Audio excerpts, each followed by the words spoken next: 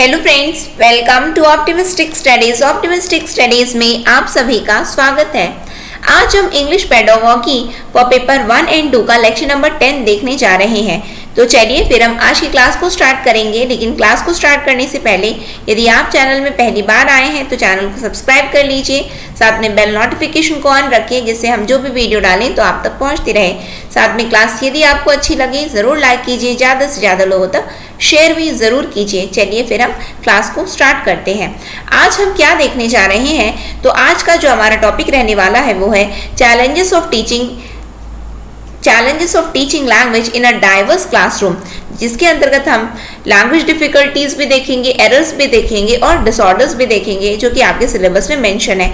Grammar topic जो दिया हुआ है उसके बाद में ये वाला टॉपिक आपके सिलेबस में दिया हुआ है। तो चलिए फिर हम अपनी क्लास को स्टार्ट करते हैं। आई होप आप सभी को आज का टॉपिक पता चल गया होगा कि आज हम देखने क्या जा रहे हैं।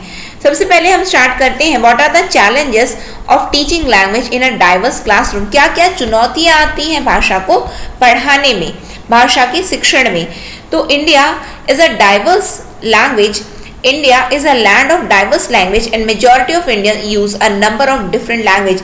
भारत क्या है, तो भारत में अनेकों भाषाएं बोली जाती हैं और अनेकों भाषाएं बोली जाती हैं और ये अनेक भाषाओं वाला देश है।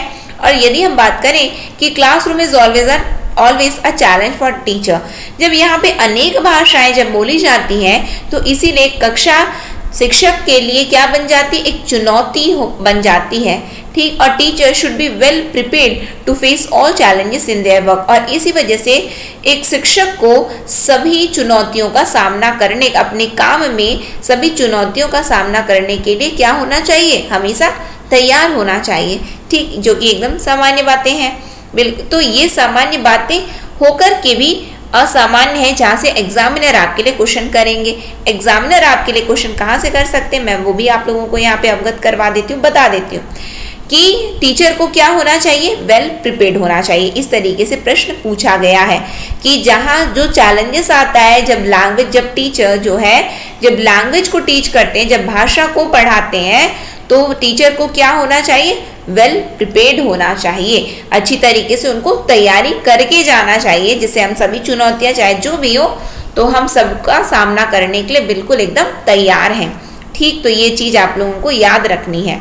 अब हम आ जाते हैं ऐसी कौन से चैलेंजेस हैं, यानी कि ऐसी कौन सी कठिनाइयां हैं, डिफिकल्टीज, जो कि आपके सिलेबस में दिया हुआ है कि what are the challenges of teaching English भाषा को पढ़ाने के लिए कौन कौन सी चुनौतियां आती हैं, कौन कौन सी कठिनाइयां हैं। तो ओवर क्राउडेड क्लासरूम की एकदम खचाखच पूरी क्लास भरी हुई है, तो ओवर क्राउडेड, बहुत बच्चे हैं। ओवर क्राउडेड यानी कि इट मीन्स यदि हम बात करें कि 30 टीचर प्यूपिल रेशियो की यदि हम बात कर रहे हैं तो एक शिक्षक होता है, 30 बच्चे हैं यदि क्लास में तो एक शिक्षक उनके लिए पर्याप्त है, या फिर 30 या 35 मान करके चलिए। लेकिन 60-65 बच्चे हैं तो वहाँ पे भी अनुपात जो है शिक्षकों का भी बढ़ा दिया जाता है।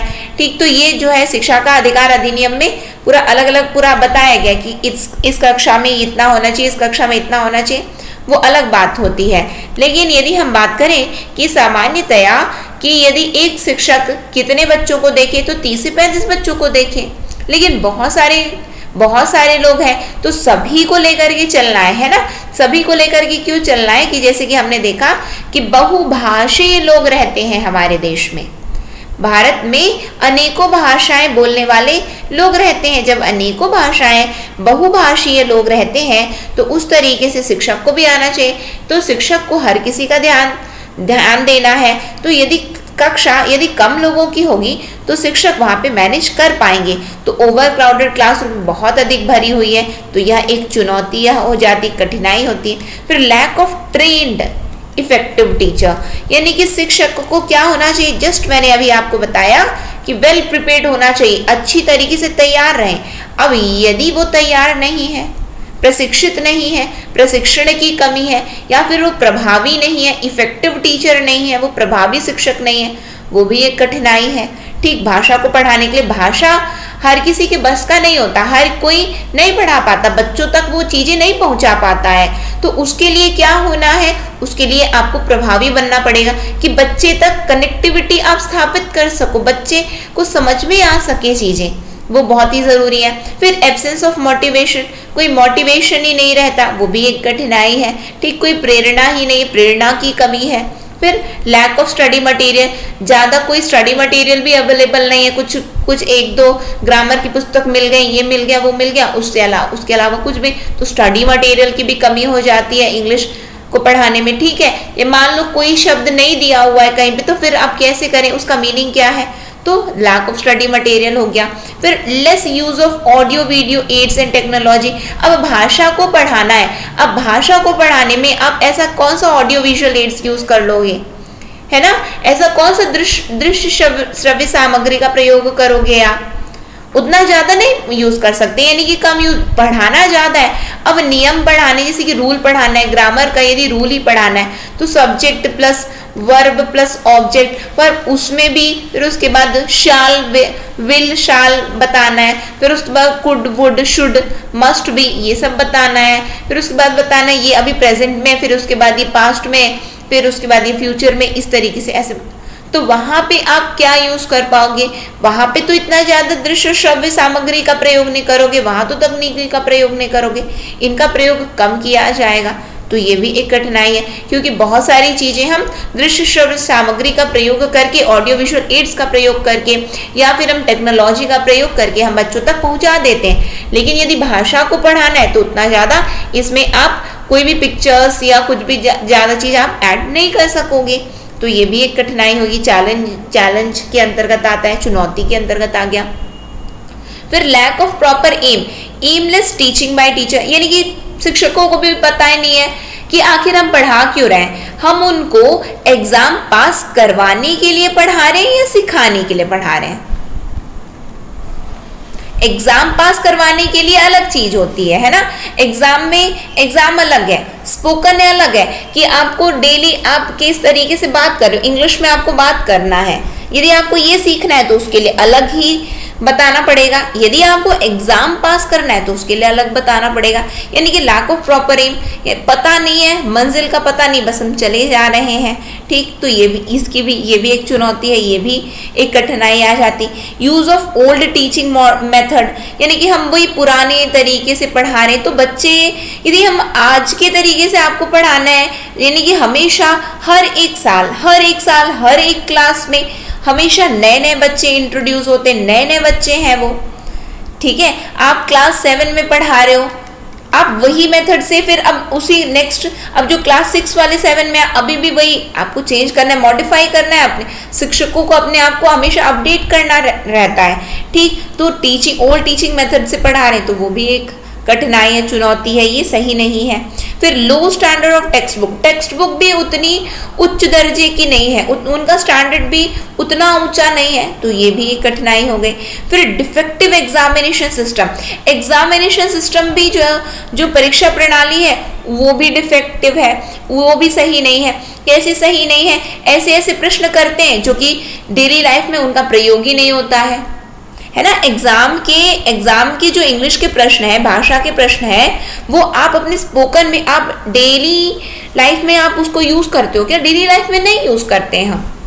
ठीक है, तो एग्जामिनेशन प्रणाली भी ऐसी हो ना कि हम सीख सकें, यानी कि आप ऐसा लो ना कि हम भाषा सीख सकें। आप ऐसा लेते हो कि हम पता नहीं कि वो हमारे डेली लाइफ में वो शब्दों का प्रयोग ही नहीं हो रहा है। आप ऐसे वोकैब भी रटवाते हैं, वोकेबलरी एग्जाम में आती है, वोकेब हमें रटना पड़ता है, वोकेबलरी को हमें याद करना पड़ता है, लेकिन ऐसे एग्जाम में आ जाते हैं जो कि अरे डेली लाइफ में जो यूज कर रहे हैं हम उसमें से कुछ ले लो ना, वैसा कुछ एग्जाम लो तो हम याद भी करें, तो आगे चल के हम उनका प्रयोग कर लें, बोल लें उनको। आप ऐसा शब्द रटवा दोगे जिसका कभी डेली लाइफ में यूज ही नहीं हो रहा है, क्या फायदा, बस एग्जाम निकाल। तो डिफेक्टिव एग्जामिनेशन सिस्टम हो गया। फिर क्या, interference of the mother tongue, हमारी ना मातृभाषा बीच में आ जाती है।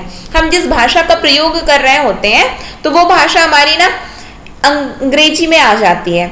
ठीक है, यानी कि मदर टंग का इन्फ्लुएंस हो जाता है वहां पे, तो मदर टंग का इन्फ्लुएंस हो जाता है, तो वो भी एक चुनौती है। हम अपनी भाषा ही यूज कर लेते हैं बीच बीच में, तो ये भी एक चुनौती है, ये भी एक चैलेंजेस है, ये कठिनाई है।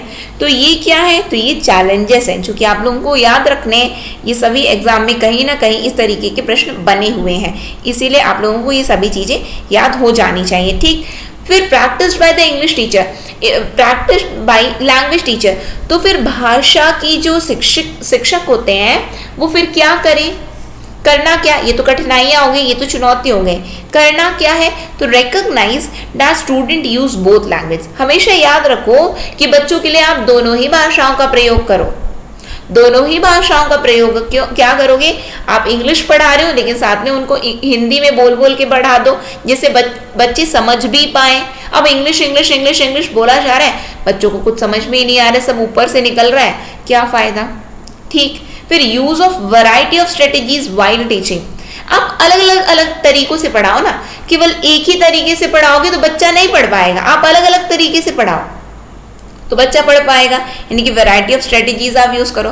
फिर create participatory inquiry based classroom, यानी कि मैं जो अभी पढ़ा रहा हूँ या पढ़ा रही हूँ, तुरंत इसमें से आपको क्वेश्चन पूछे जाएंगे, एकदम अलर्ट होकर के सुनना है आपको इसका आंसर देना है। पार्टिसिपेशन करवाओ बच्चों का, बच्चे एकदम अलर्ट होकर के सुने।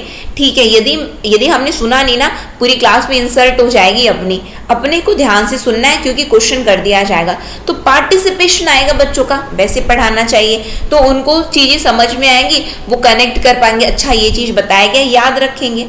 फिर maintain equal expectation for all students.